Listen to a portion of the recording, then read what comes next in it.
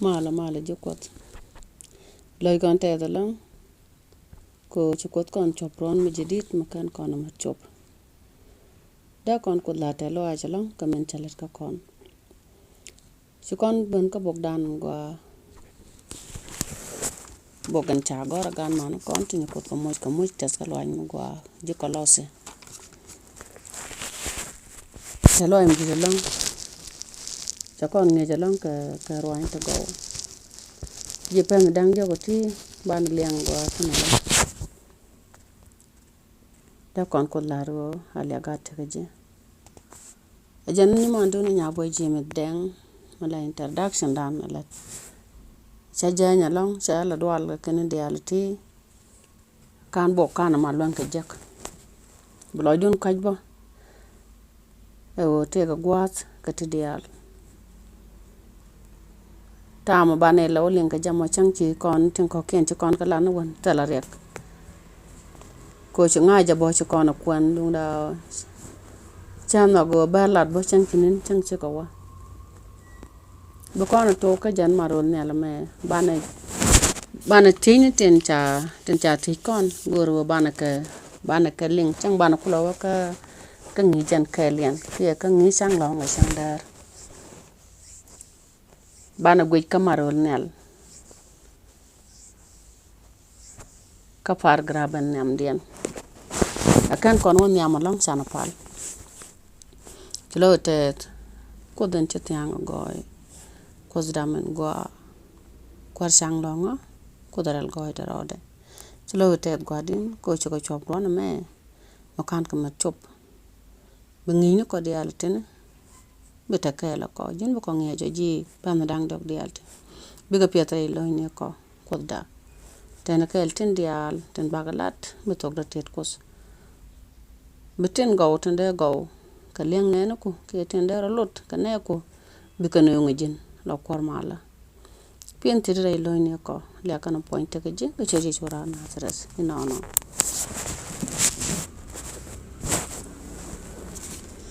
ama gwalong talo ay mi di long bana waka ngi dan jen tan de man chana jagwa ma marol nel ka jan paragraph nam de na kan kono waka chogan kalen chato ka tin gwa mana awa charije ka kuilat mbum tega mi ci konlat tega lat bumbo mi ci ko la re te ka do ajan te jan yam cha te kon ke jan te cha te je angu ne bum ye lat de ci lat mi ci ko ngaje te ga lan mi ci lat angu e me ci bomten an la da mono mi guji je ke angu guji bi jektena ke gwat e chare alaka ko kuik su kalat ke ga kan dang raw char me ci latide me ci ko lat an la da mono char je di atama chuye char de jen te jan da den te je de den ka dong ka nei te kel ke ji ke dong che jo chene kame chiro da long an la da mo me ci lat da nei te kel ke ji ke dong joje chene kame ci da long kalana akan te ne ten cha te kon ko chana ngaji madol nel na pin ke kan wi mon an wo bata kamat akod ladamo mi ci kod ladamo lat jinte ga mi ci ko lat charlotte sabak teka ke lot kana teka do chara man nel kana pin char man nel kana pin chada kami charo da long ne kalana ke chada mi charo da long atejbo an man nel kana pin chada kami charo da long karo iran asok ajen karo iran to ga jen jaro iran na mo pan la gweji che dor che chada go ke charo da long kalana dung de angot ken Yesu ni wonyal chwa ja kamlat mi chet kami sikana dalwan ki mi charo dalwan chwa ka jogo wiya ka jaga naat ka jikwara reidur dial kalaga ke ka chiot gwar internal kagat ka yen gwa enrel ro ka ngiye ja ka bi kerwa ni dial te shaladie los Yesu poinde ajan ni ja ke jan lat jago ajan mo ka lat mu gui kana che charo dalwan chaka jogo wiya jaga naat ka jikwara reidur dial laga ka chiot gwar internal kagat ka yen gwa eraro ka nge ka bi kerwa ni dial te shaladie los riada mo Yesu lat jago ya jaga naat ka jikwara mo jene ka kalat mo kana lat mo kon ka paragraph den je kon ka medio sio janda badak bat wal bang wanden jan bane wo jektana ci Yesu cha Paul cha nyoga jakare jur ka o balat mi chet kami siro de luan kalan walat ka binyen ken walep chana cha nyoga jo walep nyen ne ni tin chiur ka o de ka rorit ka mude tekantan cha nyoga jogo wer leb nyen chiur tin chugut tin di chiang mot nyen ken chor ci Yesu la da mo cha nyoga jok cha nyoga lat Paul o wala na jan de ka rorit ka mus ka de ka wa boya de ka wara boya de ka jien ka mudan tekantan ka riya dian kara ka bom gwan jeng de ka rorit ba ka bom gwan jeng ne ka wadian ka kos kana de ka pel duer jak ka gwas reinene tin chale ka guardian chane je ki Yesu sa nyoga la ro mi chat ka ro me ka jan paragraph ban de hodian ma te Paul sa jakko bawa ane tin chiur tin cha cheng ken tin cha nyen ken chor a cheng mos ba ka wanang re boya na ma ba alat midit malet sia ba jalong dungo sia walat wasanat de kesni tin takan te kami shaka te mi shakam galat te mi shakam ka galat mi sia na ba tana cha kam lan mi chat kana ka dung de chana min ci Yesu ayai bu gwa jor gwan tin gwan dang rewtete ka Yesu ci jak rep ka riet ka tiamaje che jak cha nyoga la riet bo cha jo tiamaje ana kel ka ye ni siang amana godwa bane je ka medio ka Yesu cha Paul jogi ko cha pel duer jak antama cha ya kwan ala lat ka cha ya kwan ala lat ka binat latin shanen tin chan shanen ka kana ngwana tin ba nyodie jaken nyam ci Yesu cha nyolat Paul na mane tiamaje ana kel je mana gudwa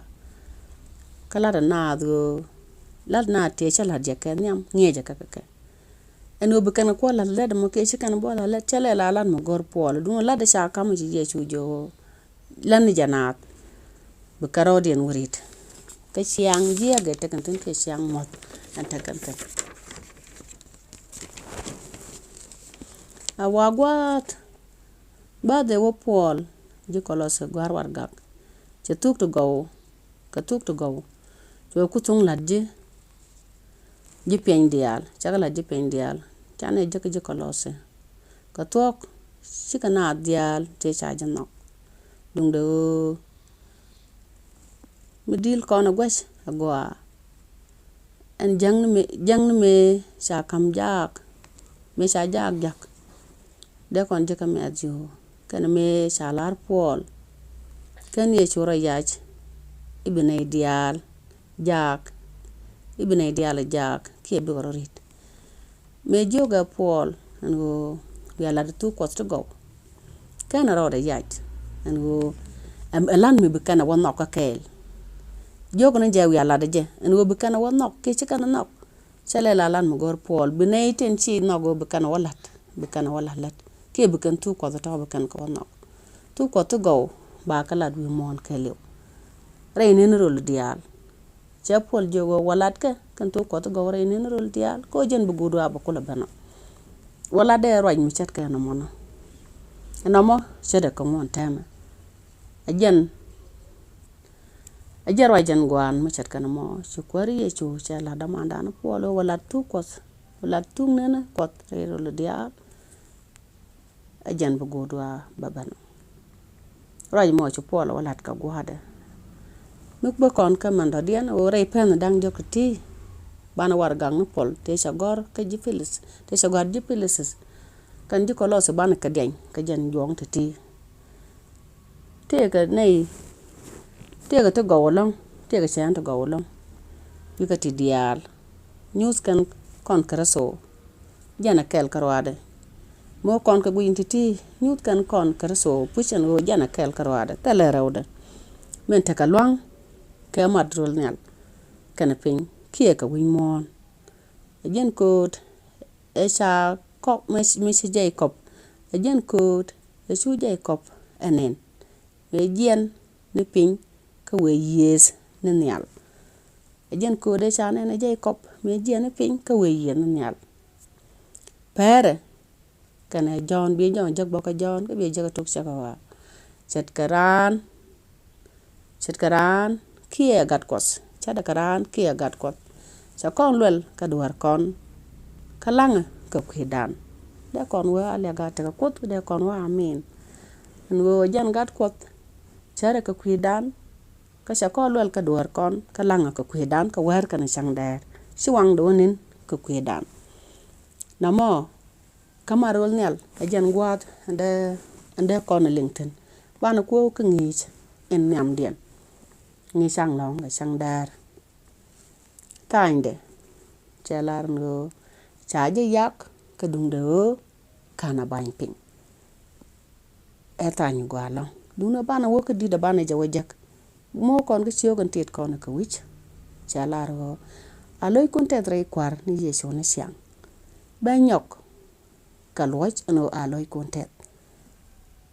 e Paul la da kono ka te che jak rei te ka de la de jakono rei kwar ni yeso karto te jat lo a che goro bloy dik te ti rei reka kie ti gwa ji gwa da ti tina ji ladan che kam bloy ba yik te ta to ka chat gwa me ka par graba nyam den wa te ka pastor ji advantage mi cha yen ka goin kaja wa che run tu chop karew che ga tuk rei lo agiena wa chang ne me darek ka jalang kenyam cho chop loy den go lo agiena agwa mi chokot gul jang ni jakaten chokot jang ni jakaten ka kwilat me chine te chaje yen anga jen go e pastor chwaje te ko ba kala roi kos awa chwa na molat ka chwa je sup chwa je tupke la chwa ka kame gor kan ko che kan ngaje pastor chwa je yena boy ko la ta lo ni de chwa na boy ni ji te je ne teten kala la de kalat ka kwimet tiang la de ka kwimet tiang la da kwer la da james ka gwat chwa ngad right chwa right lat kot chwa lat lo agiena abuma long ka dung do chwa te ka tas lo bo gwat enena lang na ken loy kake amen kanena siang te ka nat rei te jenan gwaza mo gera rode ko la tas lo meninde chwa na boy rei te jen gwa mi cha yena naten ka chu loy de te da lang kana cha ta e te tenan pastor chu te na loy de ko nena lang na nat loy kake kanena siang te ka nas gera rode alia ga teka kot kapar graba da dien e pol poinde awa pol se war gak se gor ji fileses kana ji koloses rei luag yena nene ka ji fileses jaga ka chogan kelien bio kwenten ke ji koloses chogan wan ba dok ka tok kan ji fileses ka kor ka me cha pol kana silas goin ka kach chuyen choken gak jen kono jakalat jang ka gwas wadar suka pal ka ket kan dit kaling ji yena je tele mi kana lar su kan dit ket der ya gwich ji te jien mi chaji ma yen te karam si din mat ket ki te karam si malang long ka su ji te jien su ka te bit ka su ka lan mi chat ka na mo su kana lat su ka lan mi chat ka na mo lat su kwana yena su ka rodi loin dai te jien ka la de si kana lat ata luan meninde na mo de kono jak la da ke le wondi hit te ka lat jang cho wel bakel bas jandang re wud de ka gwas ngai kanta de loy kien tes ke je su kan ta luaje mo su kana nyak ji te jien kan la de lat kan opal ko ta kan ka te jien are jo kan me ban gwich ka siang chu je me ci pola jak chualan medit nen ka kuy ka me ci to ka je dong der gaj ke dong der ngach te ci to ko pol awa ban ka den nje ni diala te ban ngaje no ka nguni ci to to ka me jin mi te ci to ka je der ka tire de ke der ka rude je lat do ko jin jagan tam mi chat ka pol me la roi ko na mi te ka mi ci jek chaji le yen ka do mi chaji yen ka je ka goin ka je ko te tin wi mon gwaz me go gwan ka nas ka kai de som na ka te jen chaji da pele ko jin pastor chaji da pele jin jak de ji yen e jo du no der wo shen de je te jen dir o nyodo jin jak mi chat ka pol dir wala roi ko ka dir chat ka pastor advantage ma ma cha yen mi su na do boy re te jen ko la tas lo ay min de chad mi chat ka chadam awode na boy ka te jen ka de ran tas lo ay wi jeg je te jen ka kuy ko ci yow ngaji no gwal jang ni je kanat ko teneti baban boy ka teneti bro di rit jere kamen ci ga jak atal lo ay mi de long jo kot tan de na me an wo chaji yak ko ran ye chu ngai ko na chaji yak dum no kana ban pin kana ka ja ban pin ta kon tin man mi chat ka tema kan kon ko ran ye chu ban pin chat me chaji yak atal lo ay mi de long ni dana me je pen dang jogo ti be siangere ke siang te ga mugwa nga da je be no ngai te ka dan ko ku mo ala ga te ka kwar no kot chana pal chlo ga te kwar mala ka rwani dial ten te kot ka pies je ne no ko ke ten cha gor ka tuk jang no ko ka ku mo ala ga te ka shod mo dora ni ko jin ko pin te dai lo ne no ko ala ka no point te ga je ka shod ye chora nazare na no